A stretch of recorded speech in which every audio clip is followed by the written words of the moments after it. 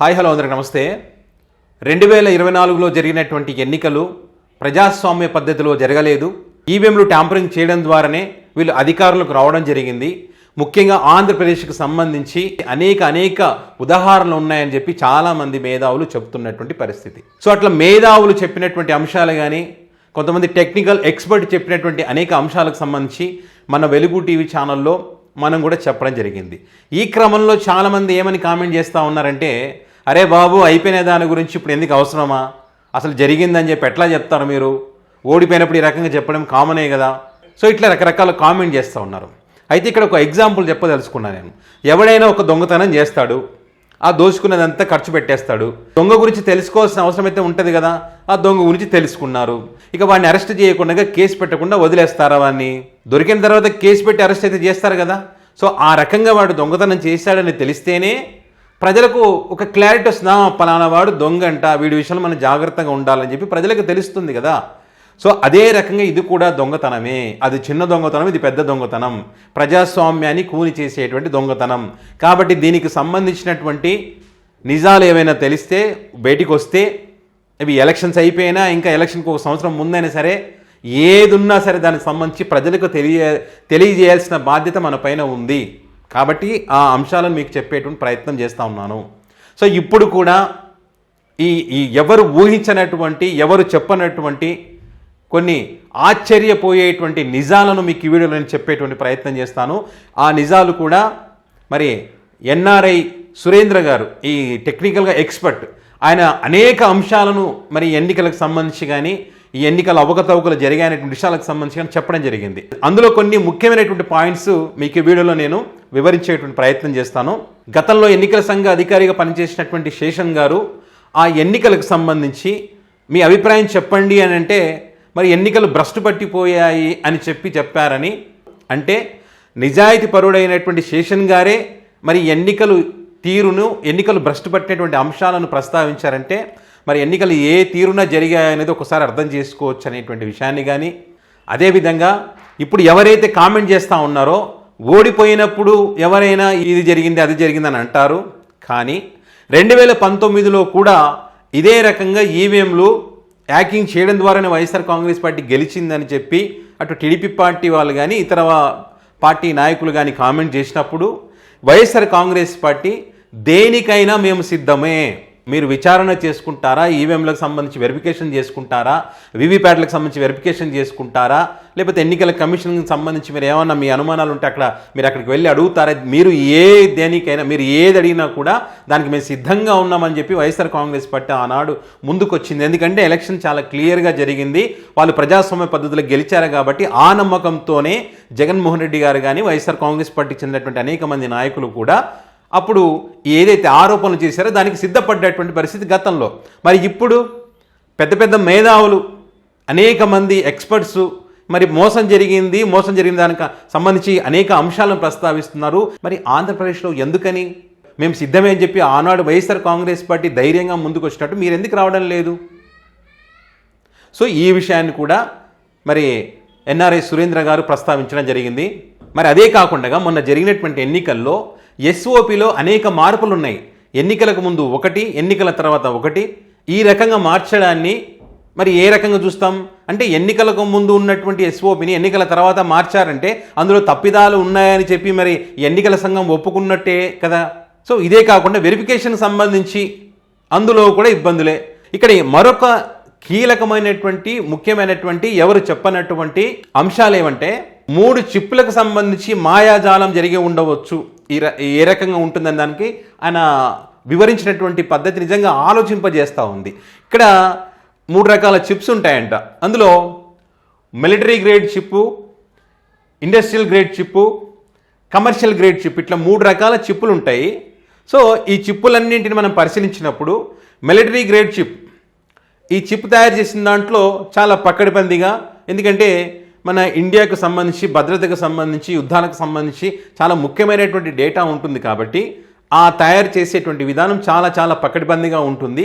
So దాన్ని hack చేయడం అనేటువంటిది అసాధ్యం అని చెప్పి, మరొకటి ఇండస్ట్రియల్ గ్రేడ్ ఈ చిప్ తయారు ఏదైతే ఉందో ఇది కూడా కష్టమే, కానీ అనుకుంటే దీన్ని హ్యాక్ చేయడానికి అవకాశం ఉంది అని చెప్తా ఉన్నారు. అదేవిధంగా మూడవది కమర్షియల్ గ్రేడ్ చిప్. ఇది చాలా చాలా ఈజీగా దీన్ని హ్యాక్ చేయడానికి అవకాశం ఉంది అని చెప్పి చెప్తా ఉన్నారు. అయితే ఇక్కడ ఈ 3 చిప్పులలో ఏ చిప్ వాడారు అంటే కమర్షియల్ గ్రేడ్ చిప్. ఎందుకంటే 50 లక్షల ఈవీఎంలు ఆర్డర్ పెట్టినప్పుడు దానికి సంబంధించినటువంటి ఎగ్జాంపుల్స్ కూడా ఉన్నాయి, అవి కూడా చెప్తాను నేను. 50 లక్షల ఈవీఎంలు ఆర్డర్ పెట్టినప్పుడు ఖచ్చితంగా ఇదే అంత క్వాలిటీతో చేసి ఉండరు, కమర్షియల్ గ్రేడ్ చిప్ను మాత్రమే వాళ్ళు తీసుకొని ఉంటారు అనే అంశాన్ని ఇక్కడ ప్రస్తావించడం జరిగింది. అంటే ఆయన అనుమానాలు వ్యక్తం చేశాడు, ఈ రకంగా ఖచ్చితంగా జరిగి ఉంటుంది అని చెప్పి. పైగా కొంతమంది 50 లక్షల ఈవీఎంలు అంటున్నారు, కొంతమంది 60 లక్షల ఈవీఎంలు అంటున్నారు. అందులో 20 లక్షల ఈవీఎంలు మాయమైపోయాయి, ఎక్కడ పోయాయి అనేటువంటి అనుమానాలు కూడా దేశవ్యాప్తంగా ఉన్నాయి. సో ఆ అంశాలను కూడా ఇక్కడ ప్రస్తావించారు, దానికి సంబంధించిన క్లారిటీ కూడా లేదు అని చెప్పి. అదేవిధంగా మరొక ఆసక్తికరమైనటువంటి విషయం ఏంటంటే ఇక్కడ 1999 ఎలక్షన్స్లో వైఎస్ రాజశేఖర రెడ్డి గారు ఉన్నప్పుడు ఆ ఎలక్షన్స్లో కాంగ్రెస్ పార్టీ గెలిచేటువంటి అవకాశం ఉంది. ఆ గెలిచేటువంటి క్రమంలో లేదా ఎవరు గెలిచినా కూడా 2% తేడాతో గెలిచేటువంటి అవకాశం ఉంది. సో అప్పుడు ఏం చేశారంటే ఎక్కడో చోట కొంత మన వైపు లాక్కోవడానికి ఏదో ఒకటి చేయాలి కదా గెలవడానికి అనేటువంటి ఒక ప్రయత్నం అది అప్పట్లోనే జరిగిందని చెప్పి దానికి ఒక ఎగ్జాంపుల్ కూడా చెప్పారు. ఈస్ట్ గోదావరికి సంబంధించి 21 ఎమ్మెల్యేలు 3 ఎంపీలు ఉన్నటువంటి క్రమంలో అక్కడ 8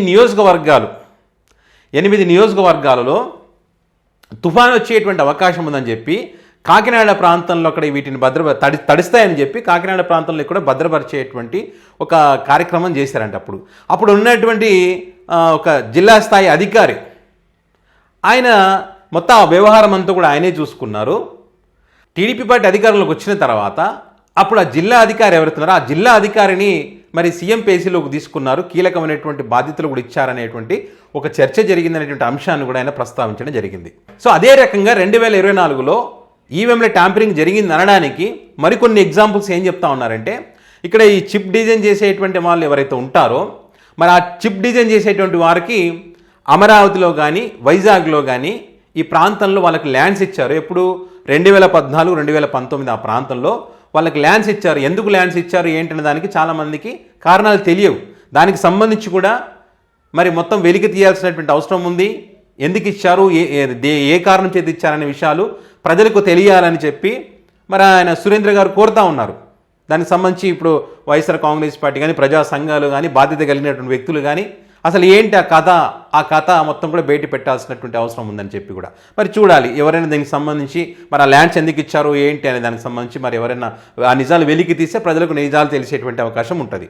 అయితే ఇక్కడ ఈ అమరావతి వైజాగ్లో ఎవరైతే ల్యాండ్స్ తీసుకున్నారో వాళ్ళు చాలా ఎక్స్పర్ట్స్ అంట. అంటే తైవాన్లో ఒక కంపెనీలో సీఈఓ కూడా పనిచేశారంట. వీళ్ళు చేసినటువంటి అంటే ఈ అవకతవకలు ఇవన్నీ చేస్తారు కదా, ఇలాంటి పనులు చేయడం వల్ల వాళ్ళని పీకి పక్కన పెట్టారంట ఆ ఎక్స్పర్ట్స్ని. అదే రకంగా మరికొన్ని కంపెనీలు కూడా ఇదే రకంగా ఇలాంటి వ్యక్తులను పక్కన పెట్టినటువంటి పరిస్థితి ఉంది. వీళ్ళందరూ కూడా వేరు కంపెనీల్లో పరిచయాలు ఉంటాయి.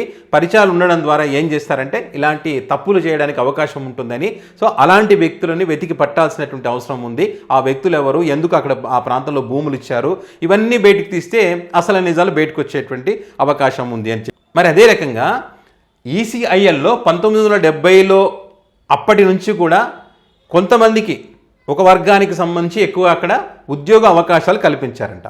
మరి ఉద్యోగాలు చేరినటువంటి వాళ్ళందరూ కూడా బాగుపడ్డారు, కానీ ఆ సంస్థని సంకనాకిచ్చారు, ఆ సంస్థ నష్టపోవడానికి కారణమయ్యారు. ఎంతసేపు వాళ్ళ స్వార్థం చూసుకున్నారు కానీ కంపెనీని బాగు చేద్దాం అనేటువంటి ఆలోచన చేయలేదు. దానికి అనేక కారణాలు కూడా ఉన్నాయి. ఇప్పుడు ఈ చిప్ల తయారీకి సంబంధించి ఆ కంపెనీకి ఇచ్చినప్పుడు ఆ కంపెనీలో మనకు రాదు, మనం చేయలేమని చెప్పి ఇట్లా బయట ఎవరైతే వేరు కంపెనీలు ఉంటారు కదా వాళ్ళతో మాట్లాడుకొని వాళ్ళ చేత ఈ చిప్పులు తయారు చేయించినప్పుడు ఖచ్చితంగా దానికి సంబంధించినటువంటి కోడ్ కానీ ఆ డేటా కానీ మొత్తం కూడా వాళ్ళ దగ్గర ఉండిపోతుంది. ఆ డేటా మరి రాజకీయ నాయకులు ఎవరి చేతికన్నా చిక్కినప్పుడు ఖచ్చితంగా ఇది హ్యాక్ చేయడానికి అవకాశాలు ఉంటాయి. అది కూడా ఏ రకంగా చేస్తారంటే కొన్ని ప్రాంతాలు అన్ని చోట్ల చేయరంట, కొన్ని ప్రాంతాలు సెలెక్ట్ చేస్తారు. ఇది ఇప్పుడు ఫర్ ఎగ్జాంపుల్ ఆయన ఏం చెప్తారు, రాయలసీమ ప్రాంతం ఉంది, రాయలసీమ ప్రాంతంలో వైసీపీ పార్టీకి అంత మంచి గ్రిప్ ఉంటుంది. సో అలాంటి కొన్ని ప్రాంతాలు కొన్ని నియోజకవర్గాలు తీసుకొని అక్కడ మరి ఈ రకమైనటువంటి దాన్ని యాక్ట్ చేయడానికి ప్రయత్నం చేస్తారు. పక్కా ప్లాన్ ప్రకారం ఉంటుంది, అంత ఈజీగా కాదు. మంచి స్టడీ చేస్తారు దానిపైన. చేసిన తర్వాతే మరి నియోజకవర్గాల సెలక్షన్ కానీ అది కానీ ఒక పద్ధతి ప్రకారం ఉంటుందని చెప్పి కూడా ఆయన కొన్ని ఎగ్జాంపుల్ చెప్పడం జరిగింది. మరొక ఎగ్జాంపుల్ ఏంటంటే ఇక్కడ మే 13 తర్వాత ఎలక్షన్స్ అయిపోగానే చంద్రబాబు నాయుడు గారు కానీ లోకేష్ గారు కానీ విదేశీ పర్యటనలకు వెళ్ళారు. అదే టైంలో జగన్మోహన్ రెడ్డి గారు కూడా వెళ్ళారు. జగన్మోహన్ రెడ్డి గారు వెళ్ళినటువంటి పర్యటనకు సంబంధించి పూర్తి వివరాలు అందరికీ తెలుసు. కానీ వీళ్ళు వెళ్ళినటువంటి పర్యటనకు సంబంధించి రకరకాల చర్చ జరిగింది. ఫస్ట్ ఏమో అమెరికా అన్నారు, లేదు మళ్ళీ ఇటలీ అన్నారు. అమెరికా లేదు, ఇటలీ లేదు. మరి ఎక్కడికి వెళ్ళారనేటువంటిది చాలామందికి తెలియదు. 15 రోజులు ఎవరికీ తెలియకుండా ఎక్కడికి వెళ్ళారనేటువంటి అనుమానాలు ఉన్నాయి. అప్పుడు ఏంటంటే దానికి సంబంధించి మరి సురేంద్ర గారు ఏం చెప్తారంటే మాసిడోనియా కానీ ఇజ్రాయెల్ కానీ ఇక్కడ చాలా ఈజీగా చేసేస్తారంట.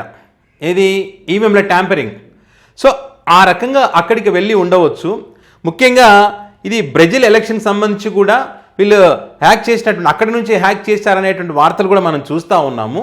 కాబట్టి వాళ్ళు ఆ 15 రోజులు ఎక్కడికి వెళ్ళారనే దానికి సంబంధించి క్లారిటీ రావాల్సినటువంటి అవసరం ఉంది. మే 13 తర్వాత ఇటలీ వెళ్ళారా, ఇజ్రాయెల్ వెళ్ళారా, అమెరికా వెళ్ళారా, లేకపోతే ఇంకో ఎక్కడికైనా వెళ్ళారా, దానికి సంబంధించినటువంటి సమాచారం ఇంతవరకు లేదు. సో ఆ 15 రోజులు ఏం జరిగింది అన్నది చాలా చాలా కీలకం. సో ఈ డాట్స్ అన్ని కనెక్ట్ చేస్తూ పోతే ఖచ్చితంగా ఈ ఎన్నికలకు సంబంధించి ఒక క్లారిటీ వస్తుంది.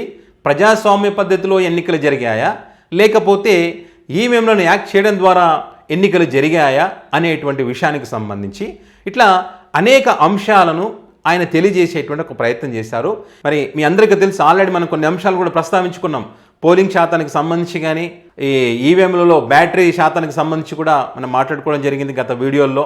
సో ఇట్లా అనేక రకాల ఈ అనుమానాలు ఏవైతే ఉన్నాయో ఎన్నికల కమిషన్ వివరించినటువంటి తీరుకు సంబంధించి కానీ సో మరి ఆ అంశాలను కూడా సురేంద్ర గారు ప్రస్తావించడం జరిగింది. ఇట్లా అనేక మంది అనేక రకాలుగా మేధావులు కానీ ఇట్లా టెక్నికల్ ఎక్స్పర్ట్స్ కానీ రాజకీయ నాయకులు కానీ సామాన్య ప్రజలు కానీ ప్రతి ఒక్కరికి కూడా 2024లో జరిగినటువంటి ఎన్నికల మీద ఇంకా అనేక అనుమానాలు బలంగా ఉన్నాయి. కాబట్టి వాటికి సంబంధించి క్లారిటీ రావాలంటే ఇప్పుడు ఏదైతే సురేంద్ర గారు చెప్పారో అనుమానాలు వ్యక్తం చేశారో వాటన్నిటికి సంబంధించి మరి నిజాలు బయటికి వస్తే తేలిపోతుంది. నిజాలు తెలియాల్సినటువంటి అవసరం ఉంది. ఇప్పుడు చెప్పడం ద్వారా ఏదో జరిగిపోతుందనో ఇంకోటని కాదు. ప్రజాస్వామ్యం కూని కాకుండా ఉండాలంటే మరి ఎవరు చెప్పనటువంటి మరుగున పడిపోయేటువంటి నిజాలను బయటికి తీసి ప్రజలకు చెప్పాల్సినటువంటి బాధ్యత ఉంది. కాబట్టి ఇట్లా సురేంద్ర గారు లాంటి వాళ్ళు కానీ చింతా రాజశేఖర్ లాంటి వాళ్ళు కానీ ఇట్లా అనేక మంది ఉన్నారు. సో వాళ్ళు చెప్పినటువంటి అంశాలను మన వెలుగు టీవీ ద్వారా ప్రజలకు చెప్పేటువంటి ఒక చిన్న ప్రయత్నం. సో దీనికి సంబంధించి మీ అభిప్రాయాన్ని కామెంట్ రూపంలో పెట్టగలరు. ఈ అంశాలకు సంబంధించి మరికొన్ని వివరాలు మరొక వీడియోలో మనం మాట్లాడుకుందాం.